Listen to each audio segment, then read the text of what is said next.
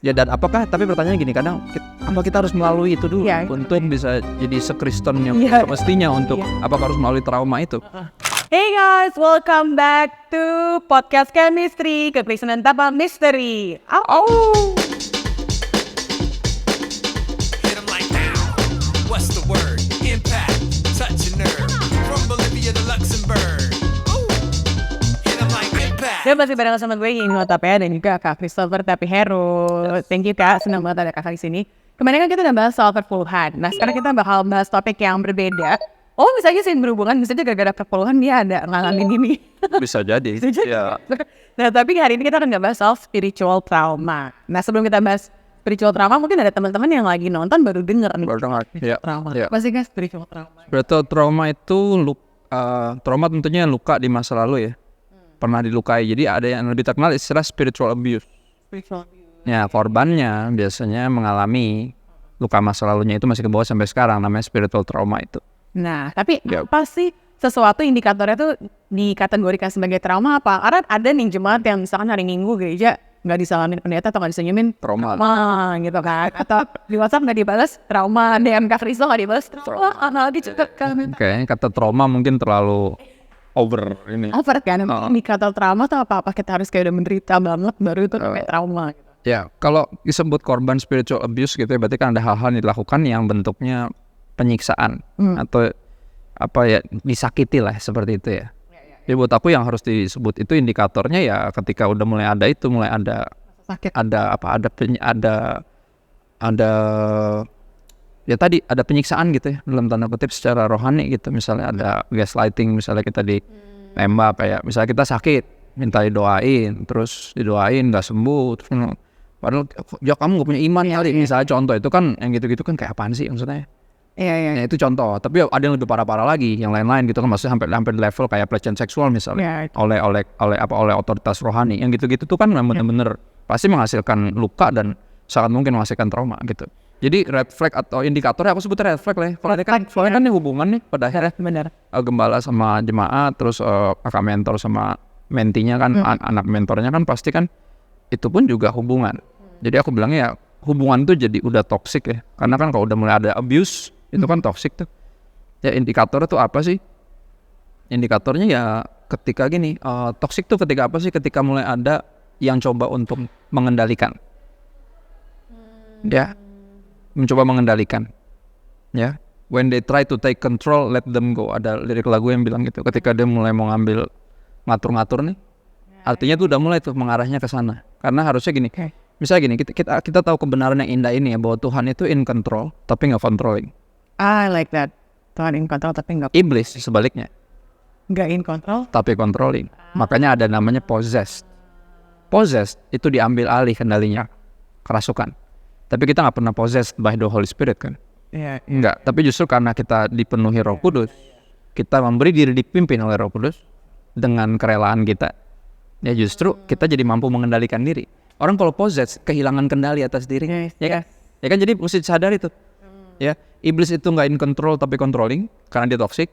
Tuhan in control ya tapi nggak controlling karena Tuhan nggak toxic.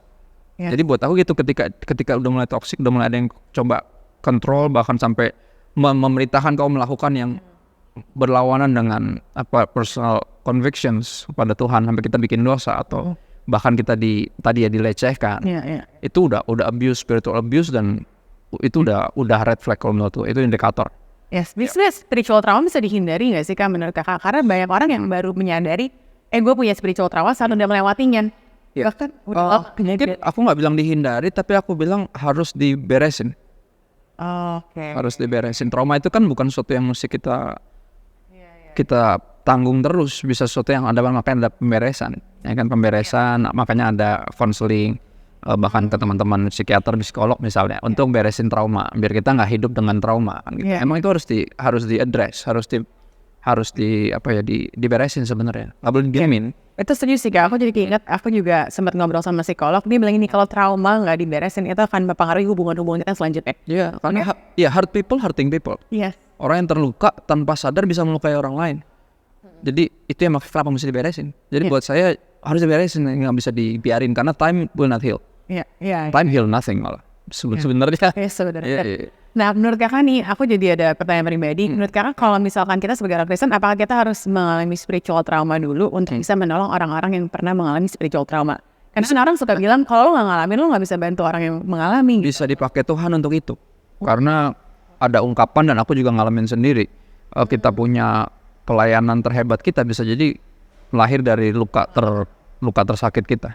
Iya. Luka yang dipakai. Jadi kekacauan itu dipakai dari mess jadi message. Iya. Karena itu Pak cara. Karena gini, kalau kita tanya sama orang yang nggak percaya Yesus ya, kita tanya, lu tahu Yesus nggak? Oh, yang disalib itu ya. Pasti itu. Pasti yang diingat adalah penderitaannya. Benar. Karena dia identik dengan itu. Suffering servant. Iya. Di Yesaya bilang gitu. Jadi makanya gini, menarik ya. Kenyataan bahwa gini, Tuhan bisa nggak ketika Yesus habis disalib terus dia bangkit, bisa nggak dia nggak usah sisain bekas-bekasnya? Bisa sebenarnya. Bisa nggak hilang gitu? Karena Wolverine aja bisa. Bisa. Wolverine lukanya kan, maksudnya kenapa masih dipertahankan luka-luka itu? Karena nampaknya luka-luka itu akan jadi kesaksian. Bahkan ini orang yang belum percaya Yesus, ketika ngelihat penampakan Yesus, dia tahu dari mana itu Yesus. Ada bekas lukanya. Yes. Dan nampaknya itu dipertahankan karena kita akan nanti bersyukur selamanya di sorga. Kita tahu kita masuk sorga karena pengorbanan Kristus. Ya. Dan kita akan istilahnya luka itu jadi sebuah kesaksian itu. Dan tadi kau bilang bisa nguatin orang lain. Yes. Ya, dan apakah, tapi pertanyaannya gini, kadang apa kita harus melalui itu dulu untuk bisa jadi sekristen yang semestinya untuk apakah harus melalui trauma itu? Apa ya, buat aku sih tergantung kita memaknai si apa yang kita derita tadi yang kita alami. Ya, kalau aku bilangnya situasi nggak nyaman lah ya. Kadang kan gitu ya, kadang tadi yang kita salam nggak di ini apa itu kan banyak yang nggak nyaman atau bahkan abuse. Ya kita ini tuh dia tuh menghancurkan atau menajamkan, ya kan? Itu pertanyaannya selalu. Wow, menghancurkan atau menajam? Menghancurkan atau menajamkan? Kalau udah menghancurkan ya kita harus move. Ya dong, kita harus menjauhi itu. Tapi kalau ini menajamkan, stay.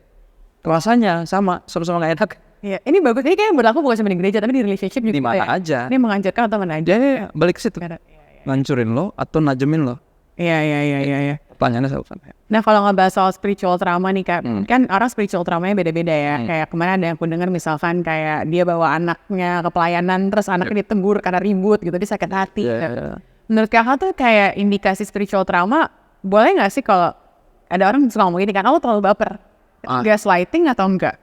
Oh, gaslighting atau enggak? Karena memang ada juga, maksudnya sorry itu saya banyak juga yang sekarang hal kecil orang gue trauma gitu. Kalau itu hal kecil gitu kan. Nah gimana biar kita juga jangan jadi Kristen tempe gitu yang kayak disenggol dikit hancur, disenggol dikit hancur. Atau strawberry lah. Strawberry ya. Tekan dikit majerit. Yes, benar. Strawberry juice enak ya. Strawberry juice kan sangat nikmati. Iya ini dari 101 plus juice. Kalau aku jeruk soalnya sukanya. Minum ini. Iya gimana menurut Kakak? Buat aku balik lagi tadi ke kita punya realization. Ini menghancurkan saya atau menajamkan saya. Ya kalau menajamkan berarti ini proses yang kalau kita lari dari situ rugi kita. Karena proses kan membawa kita naik kelas harusnya. Ujian yang harus kita lalui. Ujian kan tujuannya buat naik kelas pasti berikutnya. Ya membuat kita. Ya kan kalau kita dikit-dikit dapat ujian langsung mundur ya itu yang tadi, yang tempe tadi. Tapi tadi balik tadi, kalau kita sampai batas apa? Karena batas orang kan lain-lainnya. Batas orang lain-lain.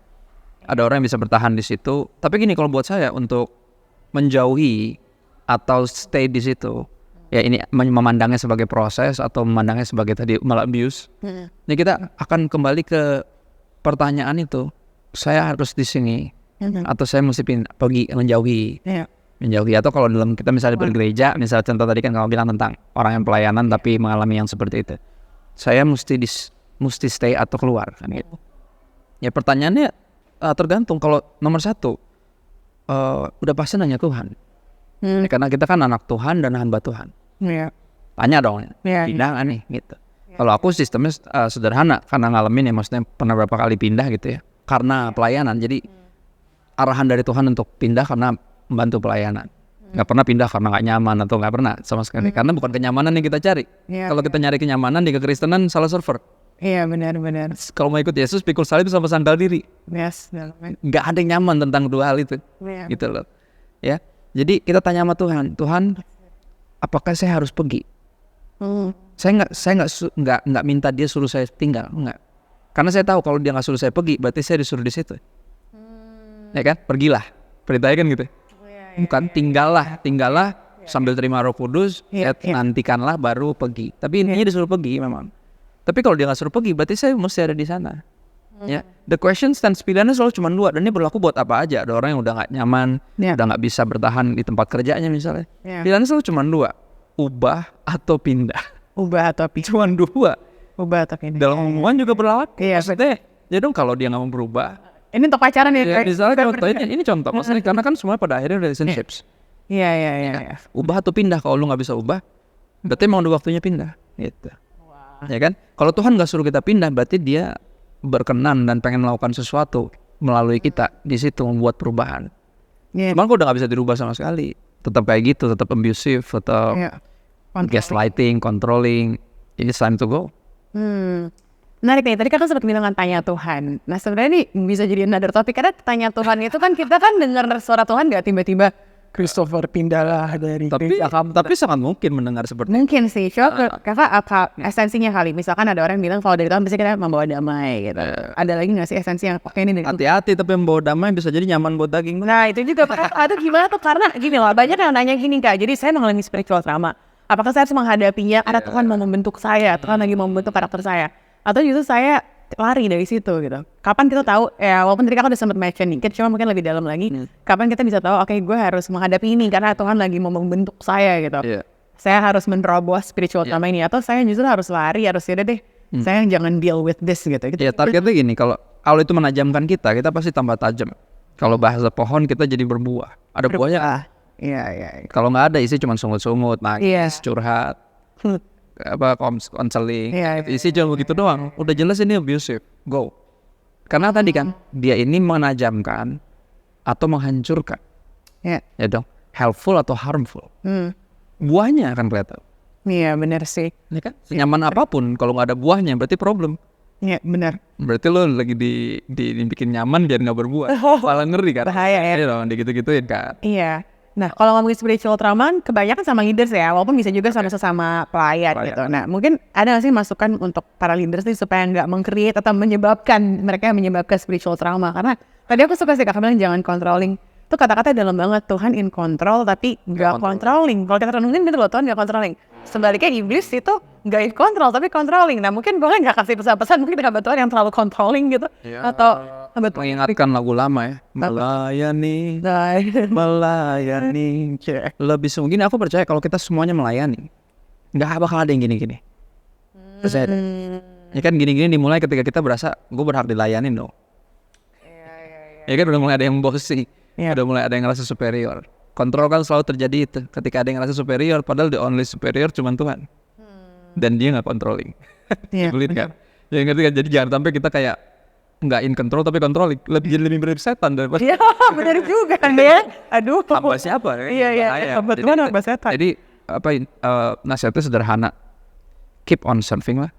Keep on serving. Tetap sungguh-sungguh melayani, pasti ini saya nggak akan terjadi yang kayak gini-gini. Yes, ya dalam banget itu. Jadi sebenarnya kakak udah menjawab pertanyaanku yang kedua tuh tentang should I go or should I stay. Ya tanya Tuhan gitu ya. Dan juga cek dirimu apakah kamu berbuah gitu. Kalau kita nggak berbuah, kalau kita ya bersungguh-sungguh terus, kita sakit-sakitan terus, jadi kayak kecewa terus ya itu. Berarti itu menghancurkan kita, bukan menajamkan kita. Tapi harus diselesain nggak sih? Karena menurut aku kalau trauma yang diselesain, dia pindah ke gereja lain, tapi kan dia punya trauma itu. Dia nanti bisa lebih gampang, misalnya lebih sensitif hatinya, ngerti nggak? Atau dia jadi ngerusak di situ. Nah, karena hurt people, hurting people. Ya jadi itu gimana cara menyembuhkan spiritual trauma? Ya, makanya mesti di-address. Pada akhirnya gini, only truth can set us free. Jangan ditutupin, ya nggak sih? Karena banyak orang yang saat ada spiritual trauma mereka kayak nggak bicarain gitu loh, nggak handle it gitu. Dan kebanyakan juga nggak datang langsung kepada Tuhan sendiri. Karena aku percaya Alkitab atau Firman Tuhan itu udah lengkap. Percayalah, selalu apa dia akan bahkan punya kuasa untuk menyembuhkan. Jadi buat aku, ayo coba dengan jujur ngelihat nih, kok jadi kayak gini kenapa ya? Karena pasti ada andil dari keduanya. Bukan cuma dari satu pihak, tapi dari kita juga yang salah memaknai mungkin. Iya, karena itu pedang bermata dua ya firman Tuhan ya. Exactly. That's really good. Kakak pribadi pernah ngalamin spiritual trauma nggak sih? Aku penasaran. Abuse pasti pernah. Dia menjadikan aku hamba Tuhan yang sekarang ya karena luka-luka itu. Luka-luka yang membuat aku jadi awalnya reaktif, tapi makin lama bertumbuh dewasa dalam pelayanan malah jadi responsif. Karena itu yang benar. Responsif dan reaktif. Itu dua hal yang berbeda ya. Aktif kan, Yes, tapi yes. responsif akhirnya, oke ini salah, terus gue mesti ngapain? Kan gitu. Pertanyaannya selalu cuman kayak gitu, bukan cuman nunjukin mana yang salah itu gampang. Tapi bahkan nunjukin mana yang benar doang itu juga gampang. Tapi menunjukkan mana yang benar dalam artian dilakukan itu yang nggak gampang. Yes. Makanya aku masuk di pelayanan karena ngelihat terlalu banyak yang nggak benar dibanding cuman mengkritisi. Kita bikin yang benar aja gitu. Nanti Ya. nggak ada yang benar. Oke ya, itu nggak benar. Yang benar yang mana? Kan gitu. Ya. Ini yang benar. Yang mendingan gitu. Ya, jauh lebih helpful dan fruitful juga. Karena action speaks louder ya Kak. Exactly. Wow, thank you banget. Ini fruitful banget bahasan kita yang kali ini. Nah, ini bukan bahasan kita yang terakhir kan. Setelah ini kita bakal bahas yang lain juga guys. Makanya kalau kalian penasaran kira-kira Nima sama Kak Christo bakal bahas apa in the next episode, jangan kemana-mana. Stay tune terus only on Podcast Chemistry, Kekristenan Tanpa Misteri. Au!